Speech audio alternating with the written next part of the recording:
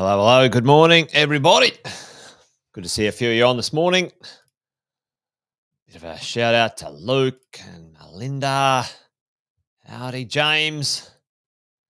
Alison. Good morning, crew. Good morning, team. Hope you're all awesome and well.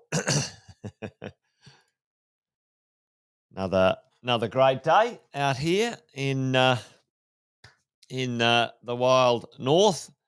Hopefully, wherever you are, things are going your way. Let us know what's going on for you. Where are you this morning? A few people out and about. Hey, at work today. Morning, Sharon. Got all the way from Victoria. Mark. Good to see you, mate. Andrew. Great to see everyone in the house. Well, while things are warming up, and I'm using a little different, a little bit of a different system today. So just getting used to the bibs and bobs, the buttons. I'll do the intro. Jason Witten's my name. You have dialed in or tuned into Wealth Coffee Chats. Thanks for joining. A few of the regulars here, which is awesome. Great to have you. If you're new or you've accidentally found us or something like that, then welcome along. Let us know who you are, what you're up to in the chat. And we'd love to know, if you got any questions as we go along as well. I've got something I want to talk about today, which is pretty interesting. But if you do have any questions, put it in the chat. I'll see if I can get to them throughout the show. We've been doing this as a bit of a crew, a bit of a gang for a little while. I think this is my third year or fourth year into the Wealth Coffee Chats, live each morning at 8:10. So if you're up for a bit of a coffee and a conversation, a chat about property investing and all things in and around that, join me each morning for about 20 minutes, 8:10. I've been property investing well over 20 years. I think it was close to 25. We're doing the math the other day. Coaching and helping property investors as a professional. Started out as a buyer's agent and do a lot more than that these days. For 20 years, we just turned 20. Positive just turned 20 across Australia and New Zealand. So, and we've done a lot of deals. I think I was looking on our stats the other day. It's 10,065 investment properties my clients own. Close to $6 billion worth of real estate. So along the way, we've learnt one or two things, and there's some things that each morning happy to share. So there you go. Good to have you along. Tim all the way from Rocky. Mate, good to see you. You're on the late shift, were you, Tim?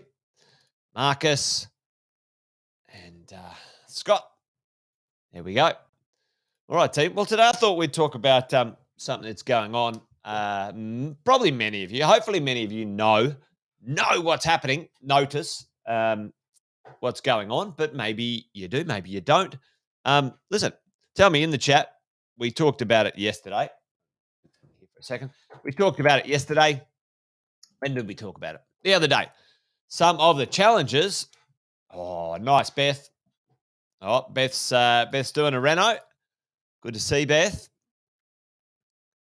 Beachside properties. Yep. They're always good value. That is for sure. We talked about it earlier this week. What's on everyone's mind? The big issue. Well, everyone thinks it's the big issue. I don't think it's the big issue if you have been prepared. I think it's the big opportunity. So, what's going on that many, especially the media and many others, aren't aware of, aren't paying attention on? It's something that's going in our favor as property investors. We had the capital growth run in the last few years, which is awesome. A little bit of heat coming out of our capital value. But hey, listen, we've still all gained something significant. Put it in the chat for me right now. What's happening and what has been happening for a while, and there wasn't a lot of attention from the media about it, that is going to benefit us, is benefiting us significantly as property investors right now. In inflation. Yeah, inflation.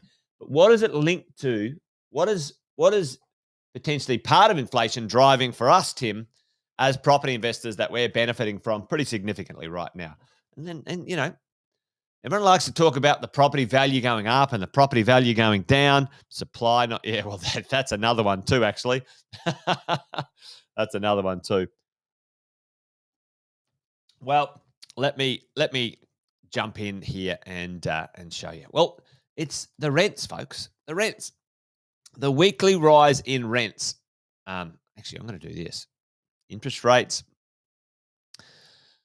Check this out. Check out the weekly rise in rents since the since 20 mid 2020. Okay. Now this is the national weekly rise in rents, and you think, okay, well that's pretty significant looking, because tell me, and this is where kind of like I want to sort of make sure like we all understand. Actually, wrong one here. Want everyone to understand, all right? Why, when you look at that chart there, this is kind of could be a bit boring, but I think it's a bit interesting. Why, when you look at this chart here, team, folks, check it out. Why, if you follow the little mousey here, why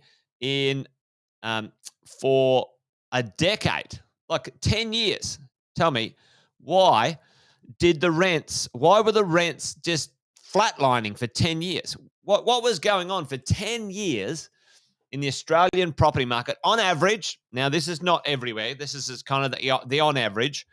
Why did not the rents go up, folks? Low interest rates. Boom. Whoever go to the top of the class, whoever that is, there we go. Low interest rates. Low interest rates, team. Okay. That is what has happened. There was no pressure. There was no real pressure for rents to go up. Values went up, but as we brought properties to market, interest rates went down. They went down. It was an inverse correlation here, and there was no pressure. Now, one of the things that Sam and myself have talked about endlessly is what happens when the pressure is reversed. Right now, we have two things going.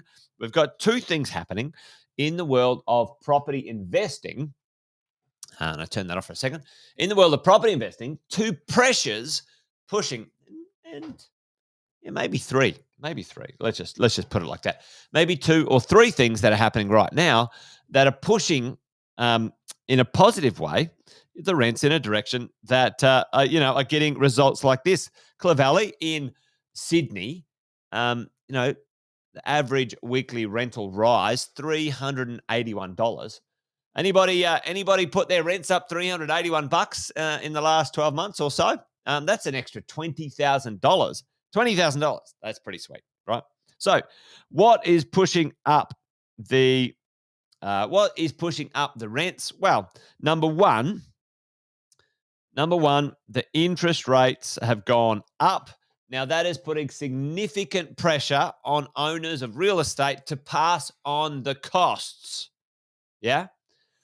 your number one expense as a property investor, is your interest. And if that goes up, technically from, 3% to 5%, you know, your major cost has gone up 50% or something like that. Okay.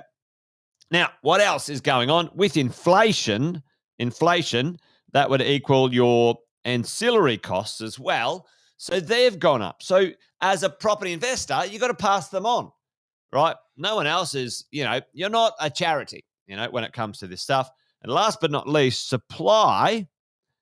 Um, and yeah, Tim was saying it, lack of supply, right? Lack of supply. Lack of supply is down, folks. Significantly down. Significantly down. We do have some population immigration numbers and all those sorts of things putting extra pressure in there. However, interest rates have gone up, supply has gone down, and what happens regularly, normally, this is pretty normal to pass on that expense, folks, to pass that expense on to what is going on over here, the renter. Check out this. In April 2020, the average rent of all houses around the nation was $439. Now, this is aggregated, and I'm going to dive into a couple of little interesting examples in suburbs, right? So if you have a look at that, $439, and on average, they're at this moment in time, if we have a bit of a sticky beak, $439, $623. Like, do the math on that, team. Now, that's close to $200. $200 in a short period of time. So $200 in 2 years, right? If you have a bit of a look at that, if you have a look at that time frame, let's pop this out and have a bit of a look. $200 here from sort of mid 2020, and we're calling that 2.5 years. And if you have a look at the 10 years before, it like the 10 years before, 366 to 440, less than $100 in 10 years. Crazy times, right? So what does that mean for us as property investors?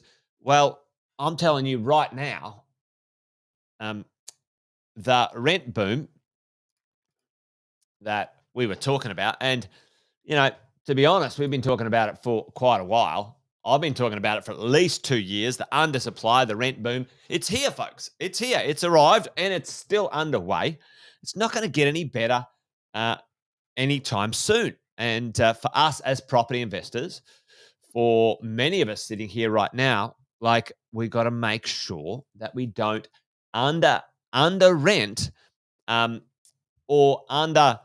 miss out on the opportunity with our rental income. All right. So we have a look at this. The rents have gone up significantly, and it is a direct correlation. If you have a look down here, direct correlation to the vacancy rates going down, 1.2%. Now, around the country, that means we have a significant supply issue. And unless you've been living under a rock, that is what's going on. What will fix that supply issue, if anything, into the future? How will it be repaired, and how long would it take, right?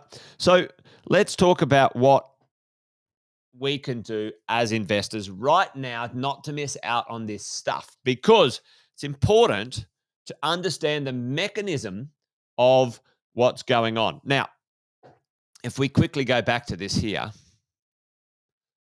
I'm going to whack that over here. This is a 2.5 year window, right? Okay, and I want to explain something in a second about what's going on. That's mid 2020, like June 2020 to now kind of January 23. So, 2.5 years. Okay, let's keep that in our mind, folks, as we go along and as we sort of chat through this strategy stuff. So, thinking about this, has the rental boom has rents increasing fully entered the marketplace? Okay, and the answer is no. Why? Why do I believe we will get at least another year, if not 2 years, of significant rental improvements? Yeah, gosh, no, Lauren, exactly. I believe all of us right now, we will get another at least, let's call it 2 to 3 years of good rental increases. It depends on which side of the coin you're on, obviously. Good if you're a renter, not so great. Landlord, excellent. I think we've got 2 to 3 years of rental improvements to come. To come. Okay. Why do I believe that? And what is why does it take so long? Okay. Two questions. Why do I believe that? Why does it take so long? Number one. Yep, that's correct. Number one, the full cost of the interest rates rising has not passed on. It hasn't passed on. It's only been, how long has it been since the interest rates went from really low to reasonably high? Tell me in the chat right now. Tell me in the chat right now, because the interest rate cost rental rise thing has not been passed on yet. So put it in the chat. You guys know this. It's been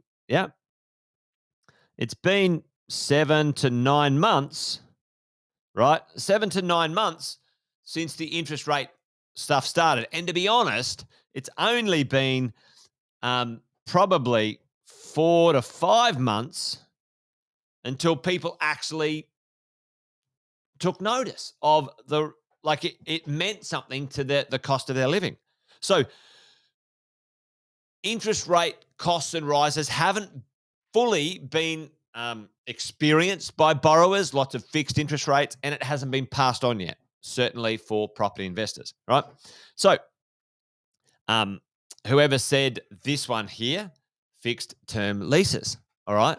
So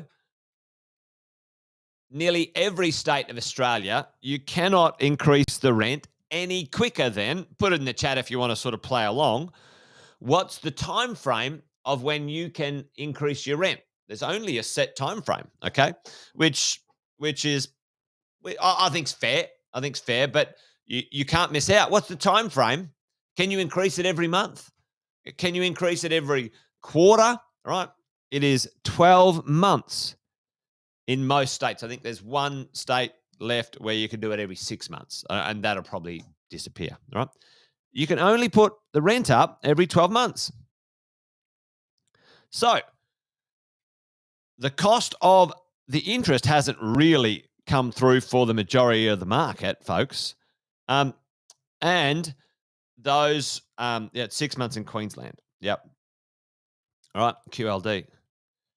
And the cost hasn't been realised for a lot of the market. And then a lot of the market hasn't had a chance to put the rents up yet, folks. They haven't had a chance to put the rents up yet. All right. So we've got all of this stuff going on, and I'm probably going to put a fourth one in here just to drive this point home. We have a supply issue. Okay, so interest rates, there's going to be at least 12 months till the full market feels it in their bottom line, and it's going to be at least 12 months until the market turns over, so the leases turn over in full under this new setting of high rents, folks. Okay, everyone following along? I hope it's making sense, because I don't want you to miss this. And supply is in the toilet, right? There is very little supply in Australia that's going to fix it. Just quickly in the chat, because I'm running out of time this morning. How long is that going to take to fix? How long does it take to fix a supply issue? Get approved, sell, get constructed, get funding, All right, man, I'm telling you right now, that is going to be 3 to 5 years if you're lucky, if the Australian residential supply of good quality real estate, um, if you're lucky. If you're lucky. I think it'll be longer, but let's just be conservative. And last but not least, yep, there is a population boom that is going to continue to put those pressures on there. All right. So, what does that all mean? What was the point of our conversation this morning with all that stuff? Well, folks, here's the drill, right? Here's the drill. There is something going on, and it's been going on for a while.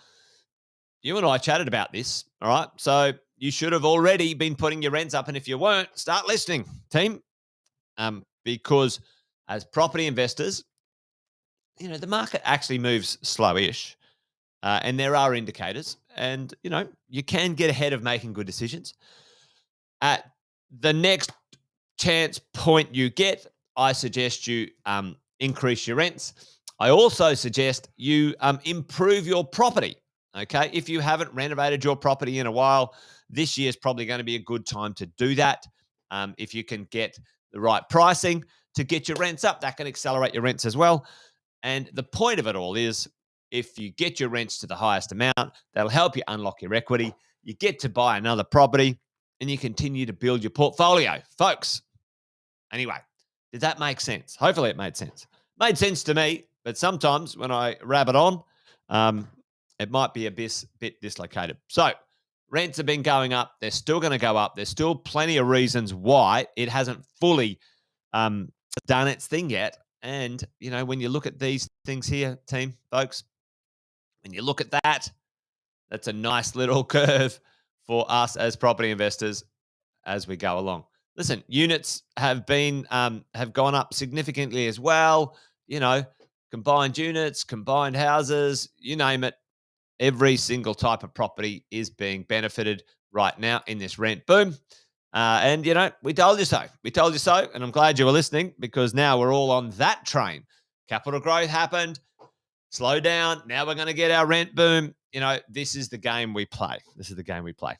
All right. Maybe tomorrow I'm going to continue part 2 of this because there's something else I want to show you about location and quality of property and where the rents went up the most. So anyway, let's talk about that. Join me tomorrow for part 2 of this little show. And I think we're done and dusted, folks. Hopefully, hopefully that made sense. I'm over time. I better go. Adios. Join me tomorrow. Who knows the time? Everyone knows that. It's 8:10 for Wealth Coffee Chats. So make sure you join me tomorrow. I'm done and dusted, team. That's it. Adios. Over and out. See ya. Have a good day. See you tomorrow.